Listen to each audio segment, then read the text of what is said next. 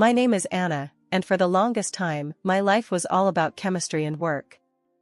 After high school, I threw myself into university, studying to become a chemical engineer. Then it was straight to the lab, developing new polymer compounds. My personal life? Didn't even make the to-do list. It was work, more work, and, well, you get it. Then, one unexpected night, everything shifted. I didn't even want to go to that party. It was one of those "you have to come, Anna" situations where my friend Jenna practically dragged me out the door. "It'll be fun," she said. I doubted that, but I went. At the party, Jenna was in her element, chatting up everyone. Then she grabs this guy by the arm and pulls him over to where I was nursing my drink in silence.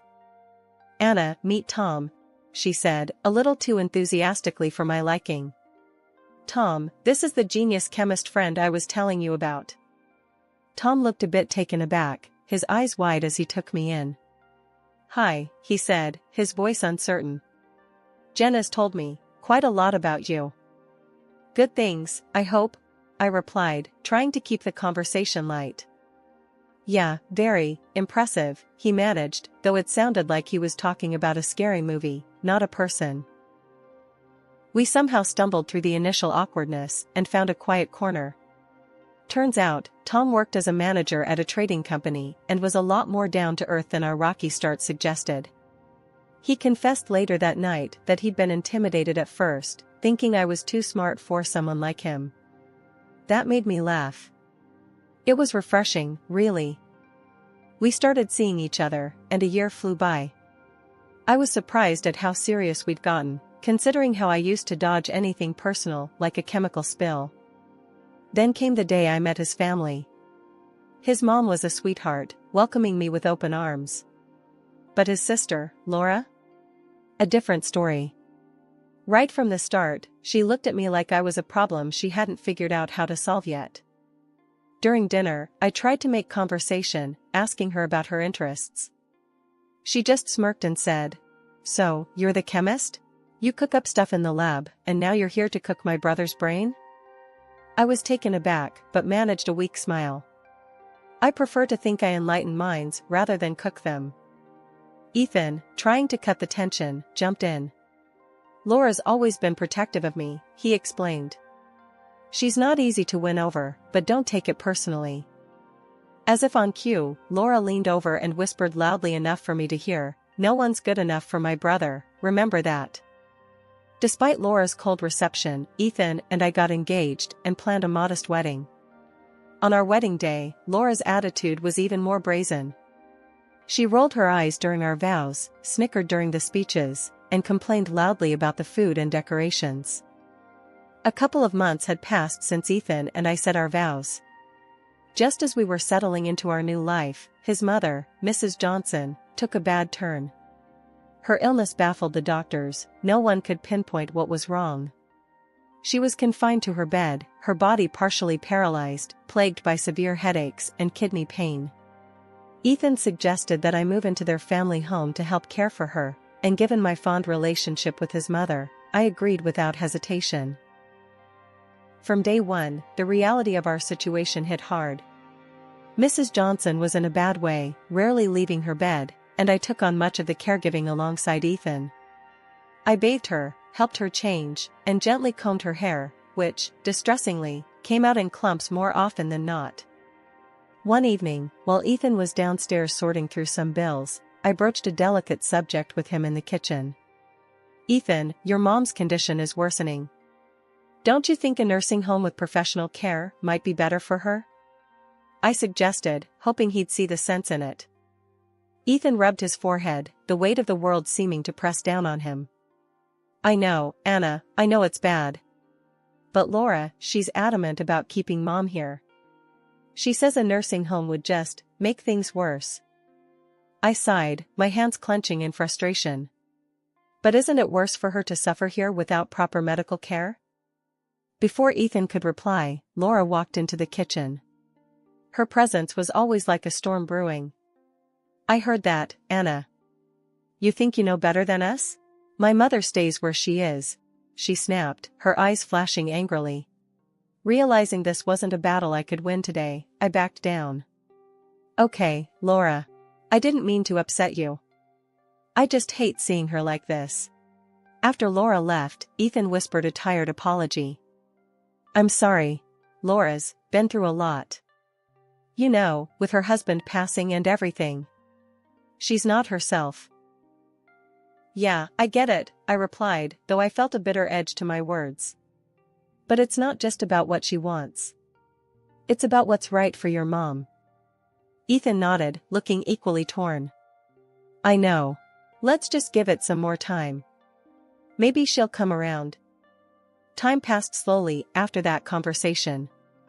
Days turned into weeks. I spent hours by Mrs. Johnson's side, watching her struggle with every passing day.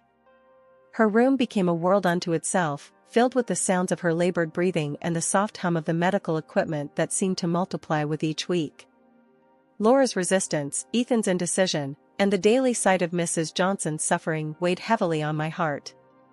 Moving in here, I had hoped to make things better, to be a part of the family in every way that counted. But as each day passed, I felt more like an outsider fighting an unwinnable battle, clinging to the hope that somehow, someway, I could make a difference in this house that had become my home. Living with Ethan's family was proving to be more of a challenge than I'd ever expected. My relationship with Laura was especially tense. She always found something to criticize about me, and it didn't help that Ethan rarely stood up for me in these conflicts. One afternoon, I was in the kitchen trying to prepare a meal that Mrs. Johnson could easily swallow. Ethan was at work, and I was alone, which was becoming more and more my preference, given Laura's frequent, harsh visits.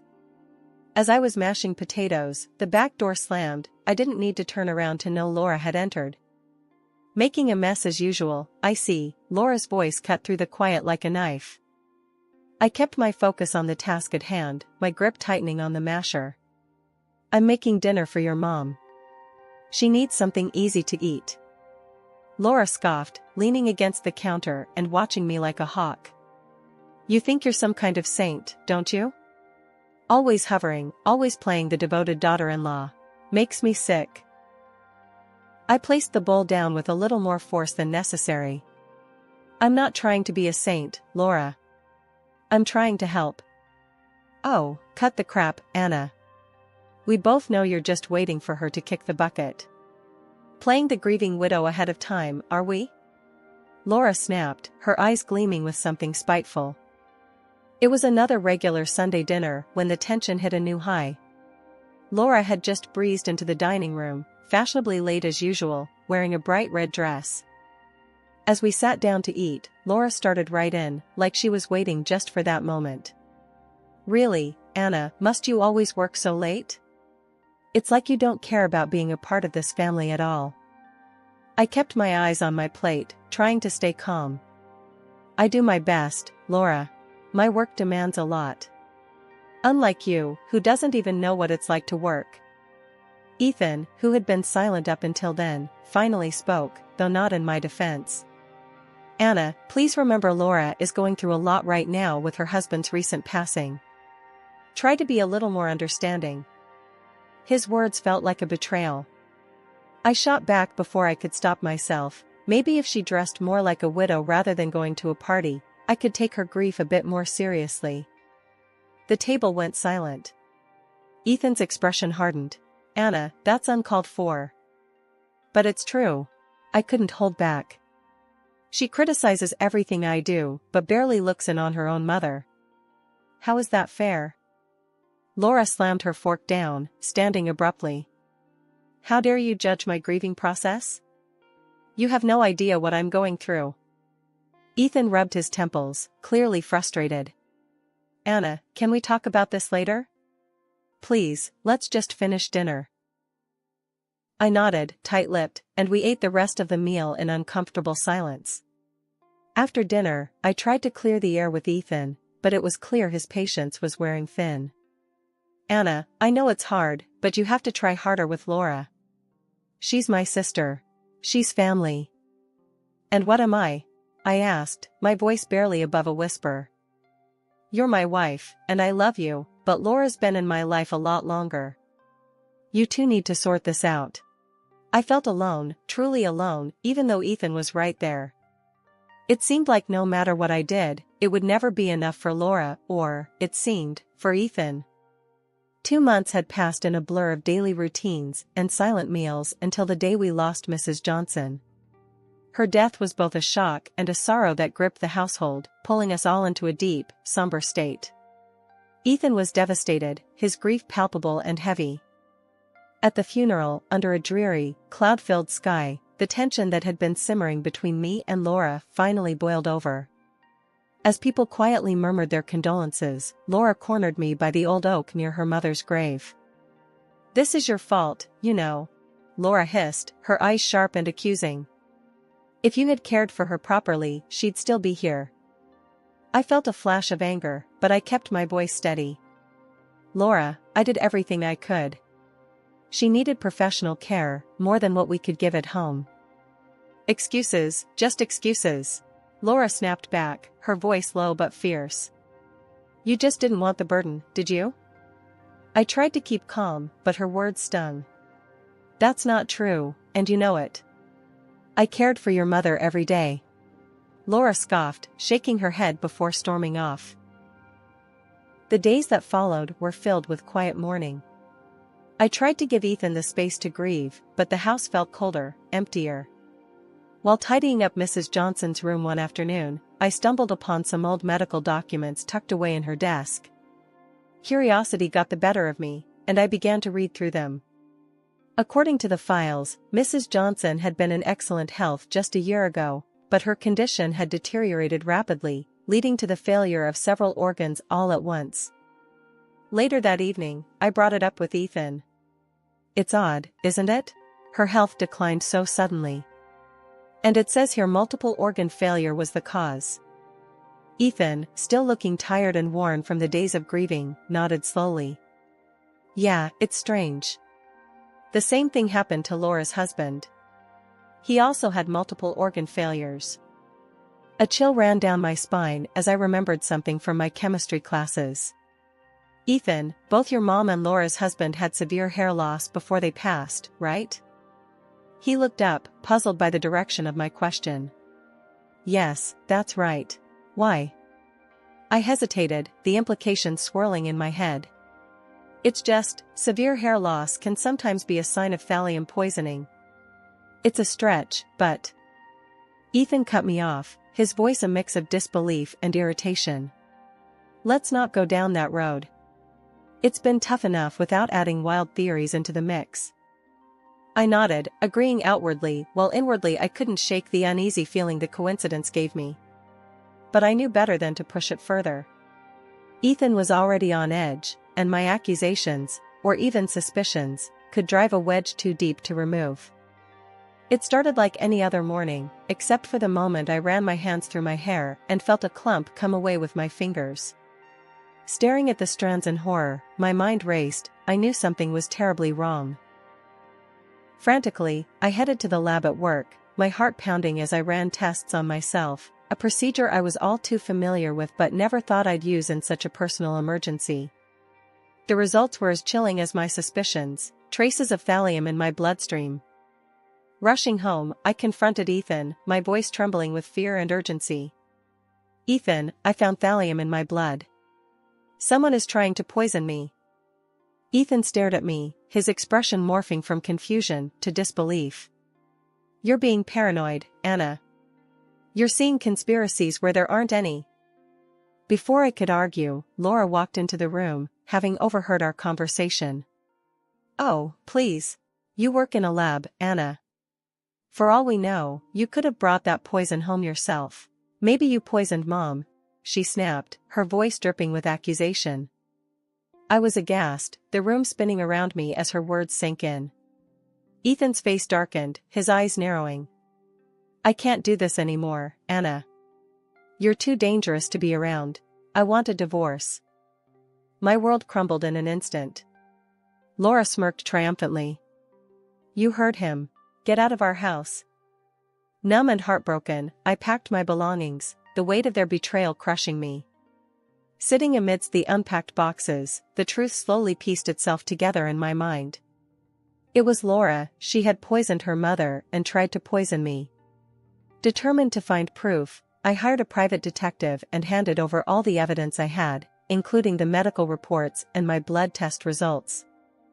2 weeks dragged by with agonizing slowness until the detective came back with shocking news.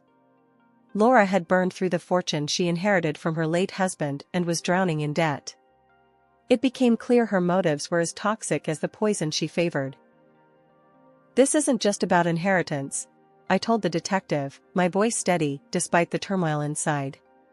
"She's eliminating anyone who stands in her way. She could be targeting Ethan next." Armed with this new information, I knew I had to act fast to prevent further harm. I called Ethan, my voice trembling but firm. "Ethan, I have proof about Laura. We need to meet. You have to see this." His response was cold, dismissive. "You're crazy, Anna. I can't believe I ever trusted you." And with that, he blocked my number, cutting off any chance of further communication. Standing there, phone in hand, I felt a mix of rage and resolve wash over me. Despite everything that had happened, I knew I needed to confront Ethan and reveal Laura's malicious plans. Reluctantly, he let me into the house. The coolness inside was a stark contrast to the sweltering heat outside. Ethan was quiet, his face drawn and tired. There was a glass of lemonade on the table, condensation beating on the outside. "It's hot out there," he said, nodding towards the glass.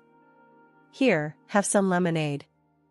Thirsty and distracted by the tension, I took a few sips. Almost immediately, my stomach churned painfully, a sharp stab that doubled me over. "Ethan," I gasped, clutching my abdomen. "Where did this lemonade come from?" "It's just lemonade. Laura made it. What's wrong?" His brow furrowed, a mix of concern and confusion crossing his face.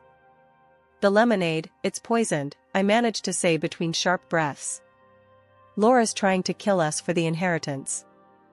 Ethan's expression shifted from concern to disbelief. "You're out of your mind, Anna. I'm tired of these crazy theories about Laura trying to kill someone." I was desperate, the pain overwhelming. "Please, Ethan, you have to believe me.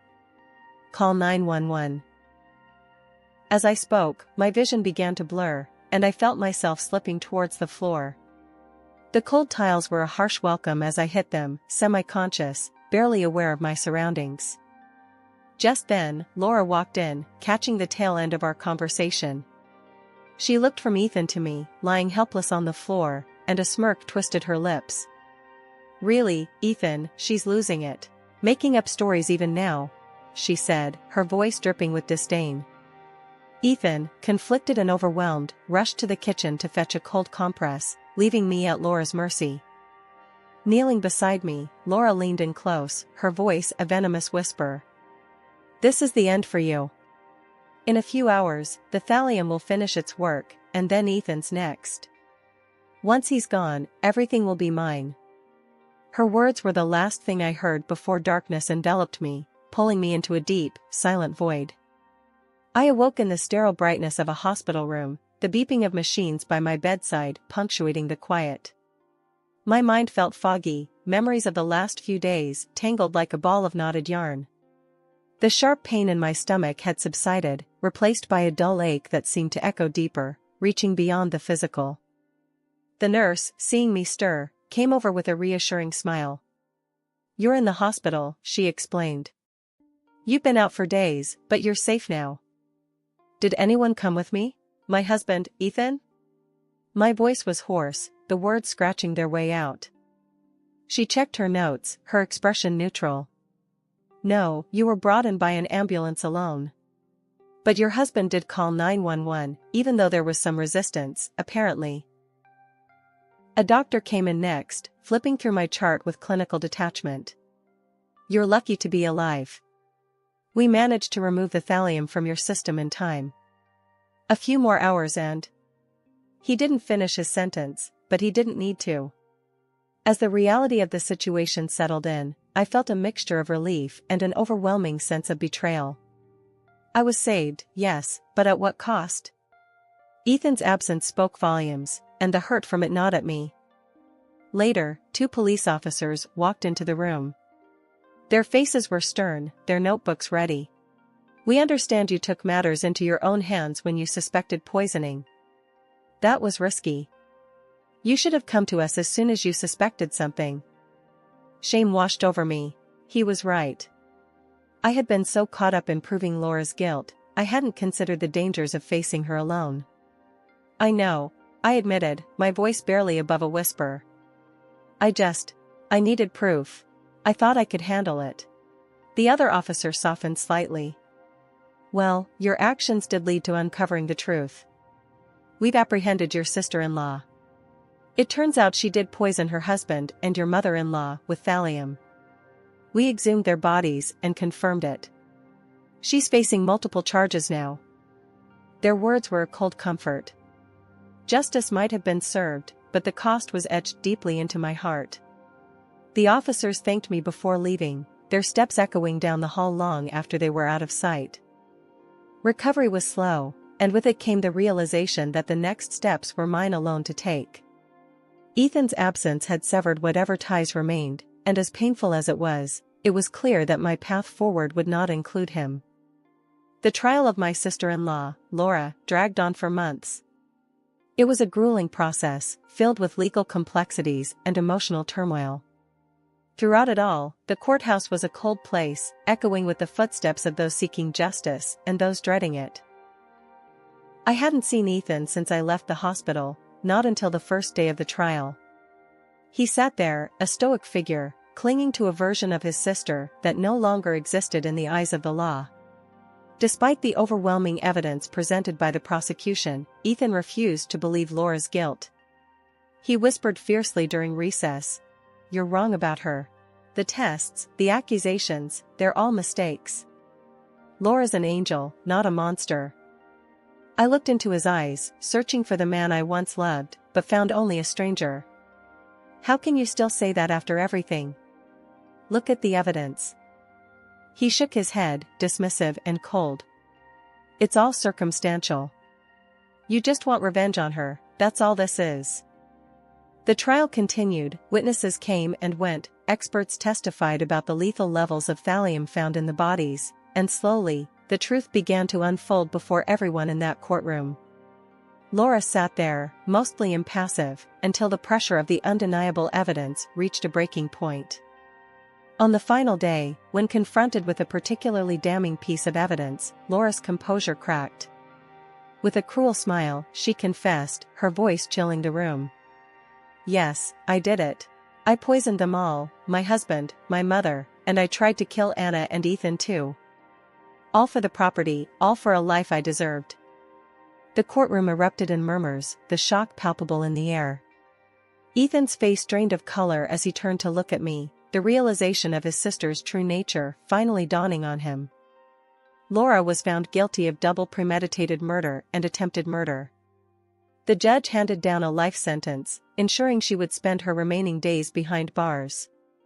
Additionally, all her assets were seized and awarded to me as compensation for the immense physical and emotional harm she had caused.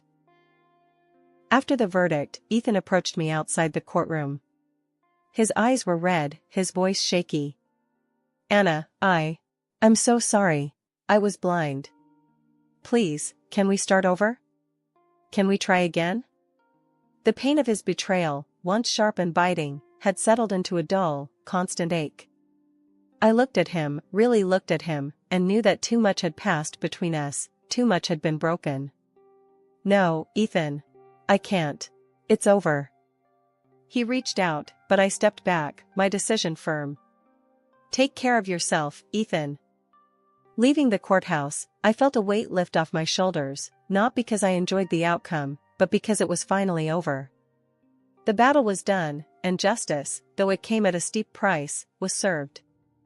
My recovery was slow, a process of rebuilding what Laura had tried to destroy. Physically, the poison had left its mark, and emotionally, the scars ran even deeper. I underwent treatment, attended therapy, and slowly pieced my life back together in a new apartment, far from the house that once promised a shared future with Ethan. Now, living alone, I work on forgetting, on healing. Some days are harder than others, the memories of betrayal and poison haunting me like ghosts of a past life. But each morning, I wake up and remind myself that I survived, that I am free from the web of deceit that once threatened to claim my life.